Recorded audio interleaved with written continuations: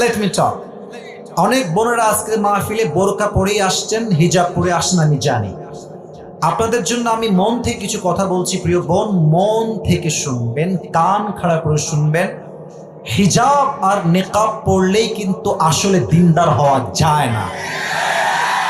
আমরা দেশে দেখেছি যত মেয়ে পার্কে প্রেম করে তার ৮০ ভাগেরও বেশি বোরকাওয়ালিরা প্রেম করে। যুবক ভাই, তাহলে বলবেন হুজুর বোরকা তো পড়ে আছে, দেখলে মনে হবে यार ये तो अभी के अभी जन्नत से दुनिया में भाग के आई है यार, इतनी अच्छी लड़की तो मैंने जिंदगी में कभी भी नहीं देखा यार, इतनी अच्छा कोई हो सकता है। मेरे दोस्त, बात तो ये है कि ऊपरे फिट फाट ভেতরে পুরোটাই সদরঘাট। আমার প্রিয় বোন, I respect you from my heart, আমি দিল থেকে সম্মান আপনাকে করি, বাট বোরকাকে প্রেমের হাতিয়ার হিসেবে ইউজ করলে আপনার চরিত্র খারাপ হয়ে যাবে প্রিয় যুবক ভাই। অতএব নিজেকে বোরকায় দিনদার নয়, চরিত্রে দিনদার বানানোর চেষ্টা করতে পারলে তৌফিক দান করো।